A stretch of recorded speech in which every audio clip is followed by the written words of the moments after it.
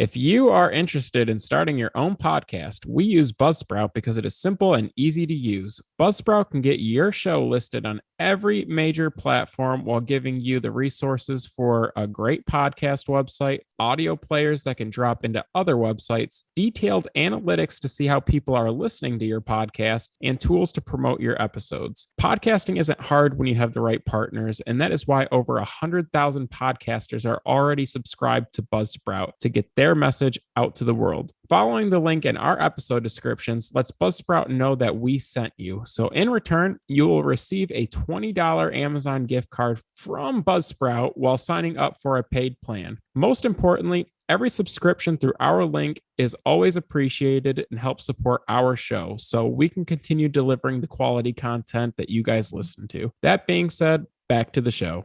Hello and welcome to Comic Book Junkies. I'm Andrew. This is Joe. And this week we're going to go ahead and recap our Comic-Con experience. We attended Motor City Comic-Con, as you heard at the end of our last episode, as did good friend of the pod, Juan. And then we did also go and see the new Doctor Strange film, Multiverse of Madness, along with Juan. And just a heads up, we said Juan, may be on this pod, but, due to some scheduling conflicts and having a packed day, he unfortunately was not able to record with us. But the two of us are going to be here to recap everything, all three of us, and our exploits on that great Saturday that we had. But before we get into Comic-Con, why don't we go with a quick rundown of what you and Juan were doing pre-con? I noticed you guys had some cool pickups. You can see some of those on our Instagram, but let's hear it from the man himself. How was your day gallivanting around town, finding new comic shops and new pickups? The shops are so hit or miss. The first two we went to, those people were real comic book people, if you know what I'm saying. Like why do you even have a shop? Why are you open if you don't like people? What are you doing here? Right. But I am glad that we actually went out and looked for some books. At first, I was kind of skeptical. I'm like, I've already been to a lot of the shops around here. I know you're out of state, but I don't know that we're going to find anything cool. Also, let's just save all of our money for Comic-Con. I know we'll find something there that we can spend our money on. And throughout the day, we're like, you know what? We don't have anything else to do. Let's go hit up some local shops. So for those that don't know, it was Juan and I that went. He's been on the pod. Also my brother, if you haven't listened to the episodes yet. But basically, we wanted to see if we could find anything under the radar or find some books that we could use as trade for Motor City. And I actually had a lot more fun than I thought I would have. We even found a shop that I've never been to. So all in all, it was really good time. The weather was nice. The place I found that I've never been to before had a really solid selection of back issues, some bins to dig through, a lot of high grade stuff too. But to highlight some of the stuff I picked up with Juan before Motor City Comic-Con, so the day before, I got a Doom Patrol 86. That was probably the biggest book I found. It's the origin of the Doom Patrol, but it's also the first appearance of the Brotherhood of Evil, first at Brain. And something else to note, this is the first issue of Doom Patrol because the series prior was like My Greatest Adventure. And the issue featuring the Brotherhood of Evil came out at the same time that X-Men released their issue for the Brotherhood of Evil Mutants. So for those that don't know, Doom Patrol definitely came out before the X-Men, and I just wanted to put that out there.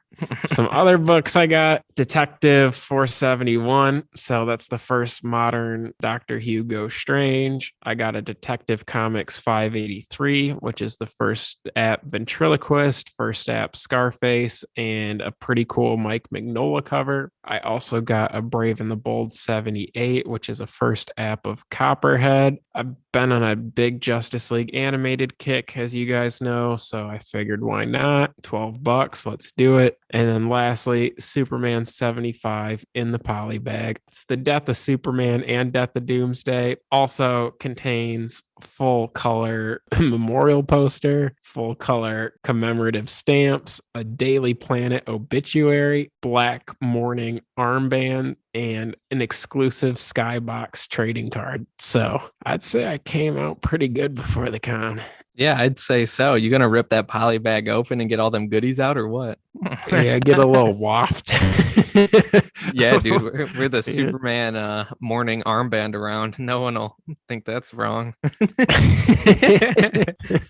Those are some But good pickups though, man. I mean, what more can you ask for when you go into the day not expecting to get anything and then you're able to get like a solid little stack of some cool books? I'd say job well done, Joe. thank you. No problem. So how about, we recapped your fun going to the comic shops the day before. Do you just want to get into the big day itself? Let's do it. What do you think about con this year, Burger? So con, I have quite a bit of thoughts and not too many thoughts about con this year. I'll say this. It was a weird year for con. Weird in the fact that my fiance Jazz didn't go, and weird in the fact that both of your brothers showed up. And so we had a packed squad, which was cool. Obviously, it was a lot more fun, having a big gang roaming around the Suburban Collection showplace out in Novi.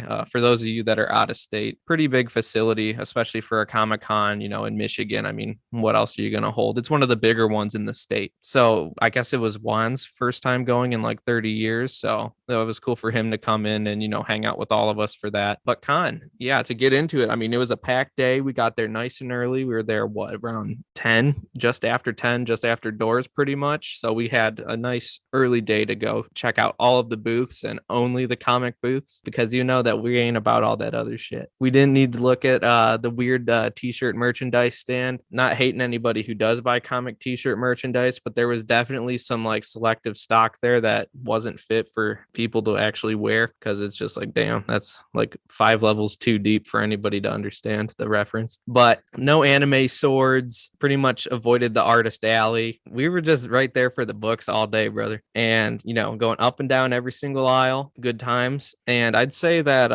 our crew here of Joe and Juan had a bit of a better day than I. So first things first, this is the first year that I left the Comic-Con premises without a book purchased from one of the vendors. That makes no sense. Why is that, you may ask? Well, I'm sure it's no surprise to any of you who collect back issues, but prices are ridiculous as they are. But then you got con ridiculousness on top of it. And Joe found the best 2 deals that you could pretty much find at a vendor. And if he found the only good deals, then that means there was no deals for me. And I don't blame him. I mean, I found his books, one of them for him, and was like, come over here. This is your book. And I'll let him tell you what that is when I stop rambling. But I left with no books. I will say, not to jump out of the con thing, but that shop that Joe found, he introduced it to me as well. And post-con, I'll let you listen to Joe about what goodies he and Juan got at the con, which is something I should be telling you as well. But we went to this shop, first time I've been there either, and it's actually pretty close to where I stay, and it's kind of tucked away in kind of a weird spot. But as Joe mentioned earlier, they have a great stock, especially for a shop that I haven't heard ultimately that much about. And as soon as I walked in, he mentioned to me a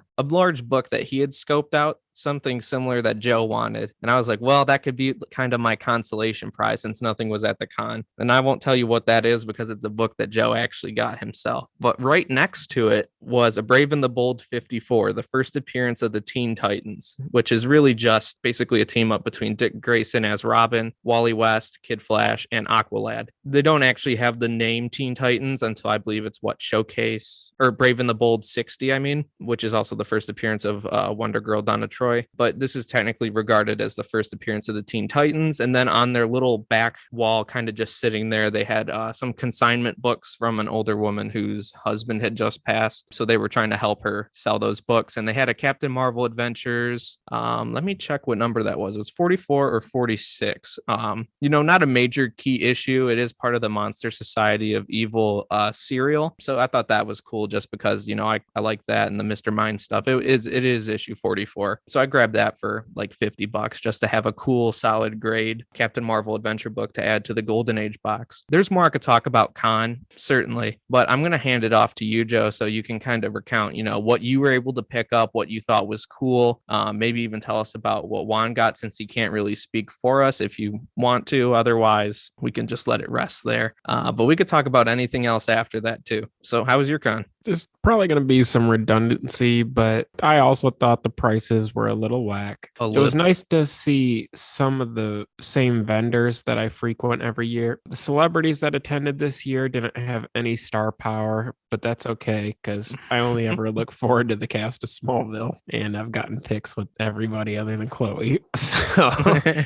that doesn't really do anything for me anyway, nor am I a person to dress up, but I'm all business. It's just fun getting out there out of the house to see books you don't usually find at your local store. And in that same breath, there's so much non-comic stuff there, like Funko Pops and merch, like you were saying, that attracts people that are into that stuff. So it would be nice to have seen them sub some of that stuff out for more vendors, but I know that's what makes them money. And Burger and I'll probably try to hit up some smaller cons moving forward to see if we can't find more just comic book stuff. But I'll say it was a great time packing everybody in the Impala. Both my brother, my other brother, Burger, fiance.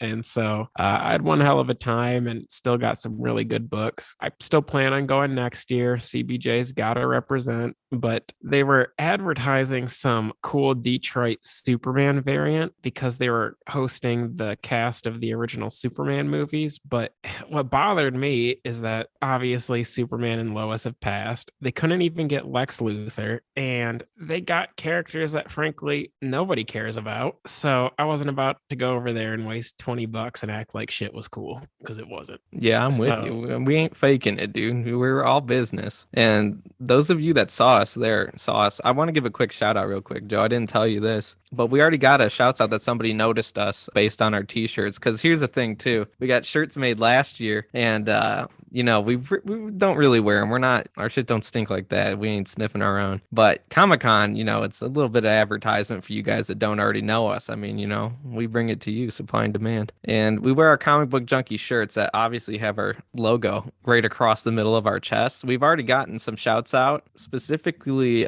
Matthew Kopchak. He says he saw us already. He commented on one of our YouTube videos, which, by the way, we don't plug the YouTube a lot, but if you're not listening to us on a traditional podcast media, I don't know how you're really hearing us right now, but we are also on YouTube. He commented on there and says he saw us at the Motor City Comic Con, so, had to show some love to him. That's cool. We like seeing that and hearing that. Well, before I'll let you go back to what you're talking about. No, that's so cool. Thanks for sharing that with me.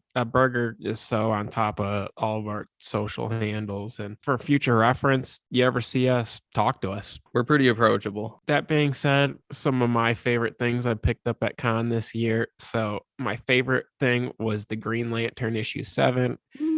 That's a book that Burger found for me. It was what I had my heart set on walking in. I knew I was going to find or get a Green Lantern 7 that day, no matter what. And it just so happened that Motor City had a great deal on one. So that's the first app in Origin of Sinestro. And for those that don't know, the artist based the appearance of Sinestro on a British actor named David Naveen. I'm not familiar with, but if you Google it, it makes so much sense. Also, his trademark yellow power ring doesn't appear until issue 9, but still a solid issue. I coupled that. I did a bundle with Amazing Spider-Man issue 31. It's the first appearance of Gwen Stacy, first appearance of Harry Osborn, and the first appearance of Miles Warren that later becomes Jackal. Jackal? Sweet cover. Jackal.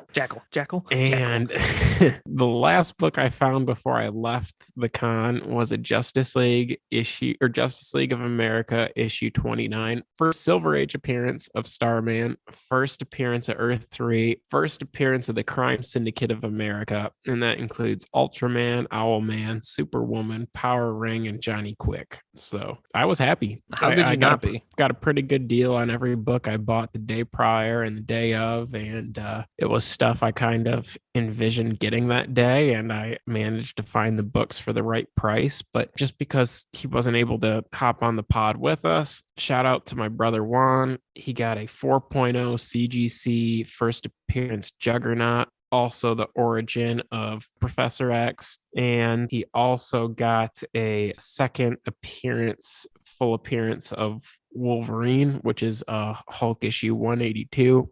He already has 180 and 181, so that rounded out his that 3-part arc in comics. He also got the books that he was looking for, and then like I said, because we did a little bit of homework the day before, we were able to find a cool shop. We hit that up on the way back, and then Berger was able to get a sweet book too. Thank God. I was so nervous. We even did extra loops around the con trying to see if I had missed a deal. But honest to God, I mean, they had a good selection. Don't get me wrong. I mean, it's a giant Comic-Con. But for it being a large Comic-Con, there's a lot of redundancy. I mean, that's to be had when a lot of the hot books are, the same few things they have been for the past couple years, giant sizes and stuff of the like. But it was really hard for me to find something this year. I had my eyes on an Amazing Spider-Man 8 raw copy. If I had bought that, I'd have 3 through 10. Things would be great. But I just, when it doesn't feel right, it doesn't feel right. And I couldn't justify spending the cash regardless of how, relatively nice the copy was. But,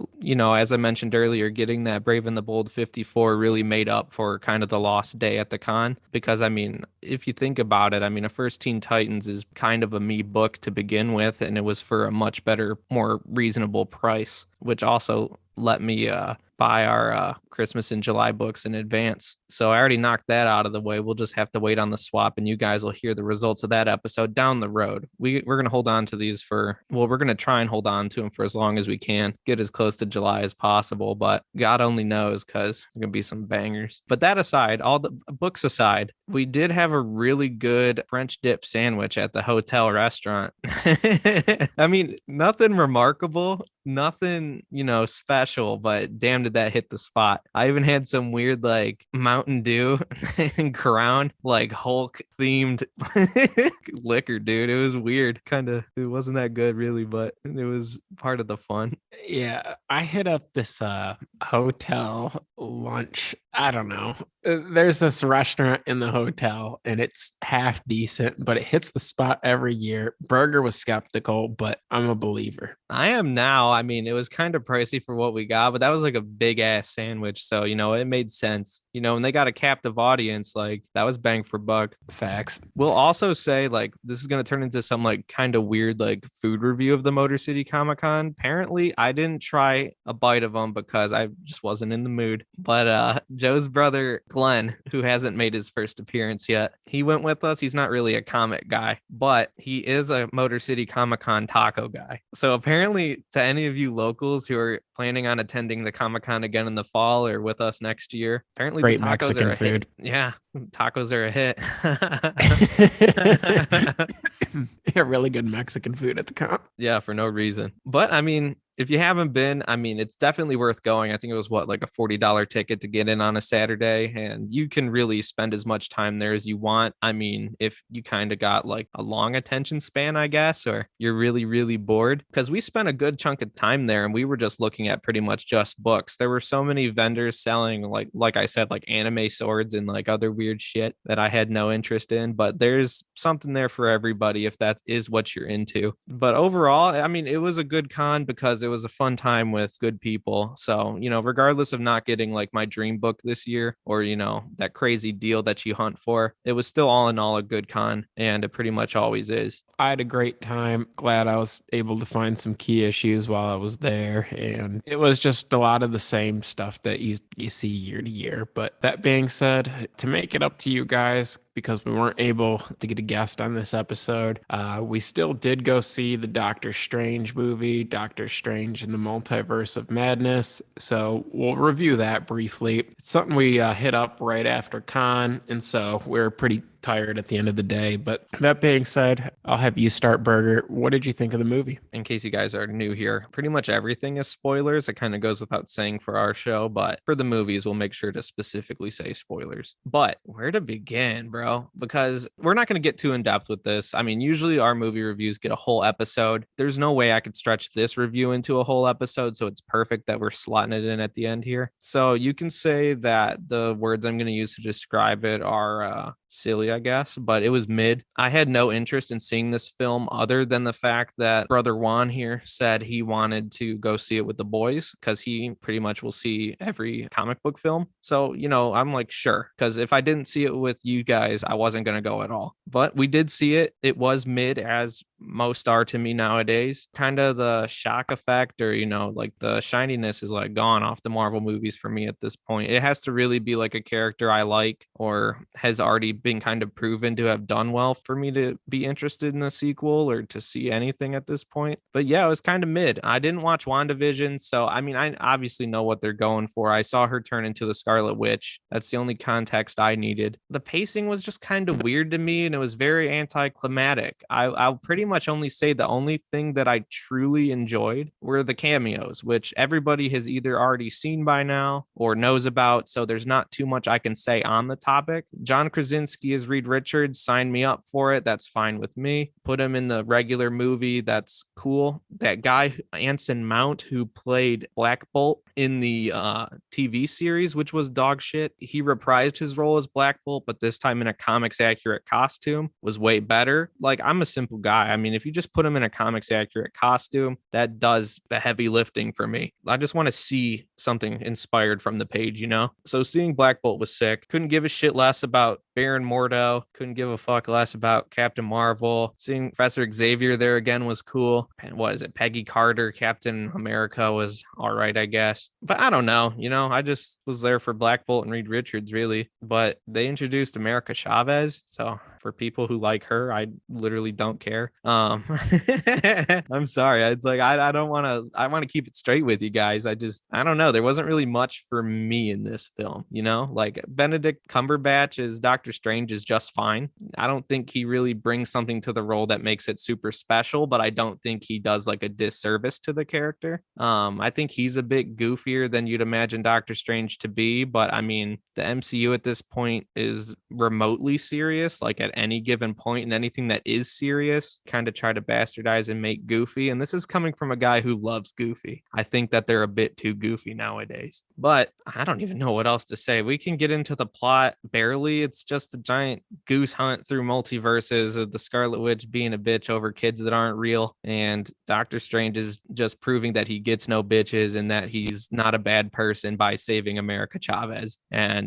that's the movie. So I mean, I'm just rambling at this point. It's probably pretty boring. Joe, what are your thoughts? What did you think? I thought the Scarlet Witch was overpowered. They were using her like she was Dark Phoenix. You're telling me that she can just beat all the Illuminati and Doctor Strange? She's pretty tough, like even in the books. I mean, looking at House of M, I mean, she wiped mutants off the face of the earth. She is a powerhouse, but I feel like I have a hard time buying it. And it's not Elizabeth Olsen's fault, but I just feel like coming from like not having done a whole lot through the rest of the films and being relatively underpowered to just all of a sudden being angry is what makes you the strongest being in the multiverse, kind of being a weird power scale. It's when she's triggered, right? Yeah. But I know that she was thinking about her fake kids the whole entire time, but I feel like that wasn't enough for her to be like triggered throughout the whole entire movie. I got one counterpoint to that, and that's these kids were never real. They've only felt real to her. She created them. What about her actual brother that she grew up with that died? She didn't want to bring him back. She don't want Quicksilver back. Just the fake kids. Right. Whatever. I'll let you say more of your piece. To move off of that, I don't really care for America Chavez either, but I'm also not the target audience for it, so don't take my word. If you do, cool. But all in all, I guess it wasn't as boring as I thought it would be. I'm pretty guilty of falling asleep at movie theaters and in general, but I did not do that this time, so it must have been kind of entertaining in that regard. They had good actors. I guess my favorite part was your favorite part, seeing Jim Halpert as Reed. I thought he did a great job for the amount of screen time he had, and would love to see what they do with him moving forward, because now that the Avengers is pretty much wrapped up, they really need to hone in on X-Men and Fantastic Four, and I think he could be like the next face of that franchise in that way, but Black Bolt was pretty badass too. So shout out Burger for getting me his first appearance a while back. I guess lastly, the post-credit stuff was pretty underwhelming. Didn't really make a lot of sense at the time. I could be missing something, but That's why I leave all in early every all, time. I enjoyed it, but I wouldn't watch it again. So it's getting a 6 out of 10 from Joe. Wow, you just read my mind. I was literally about to ask your rating, and I was about to give mine as a 6 out of 10. There's no reason to rewatch this film. There's barely any reason to watch it the first time, let alone a second time. It doesn't have replay value. Yeah, I mean, I don't even know what else we could really say to extrapolate this. Shoot, you just want to hit them with what we're doing next time, Joe? You heard it here first, but should we do Green Lantern? If you want to do Green Lantern, we could do Green Lantern, buddy. You know what? We're going to pivot on the fly. I got a sweet Green Lantern book. It's a long story, so we'll put in that work for you. The next thing we'll read after that will probably be short to make up for it, but we are going to read Blackest Night by Jeff Johns, coming at you with the Green Lantern story, Comic Book Junkies. Woo woo. And to just wrap the episode, you know what it is, you know what to do, you know where to find us. If you saw our t-shirts, it's on there. You should have photogenic memory so you can just recall that at any time and go visit CBJ Pod on Instagram, CBJ Podcast on Facebook. We have a YouTube. If you just type in Comic Book Junkies, we're on there. And guess what? By the time you hear this, we'll have hit the big 50, 50 episodes coming at you. So that's a big milestone for us, and we're glad that you guys have stuck with us this long. You guys are listening. You guys, I feel like we're picking up traction more than ever. So we appreciate you guys putting in the work, and we love to keep doing the work for you. With that, I mean, just spread the word if you can, if that's what you're into, and we'll see you on the other side with that Green Lantern book, huh? On your way to work, Comic Book Junkies. When On you your way can't go to home bed from at night, Comic Book Junkies. Thank you guys for listening. Thank you.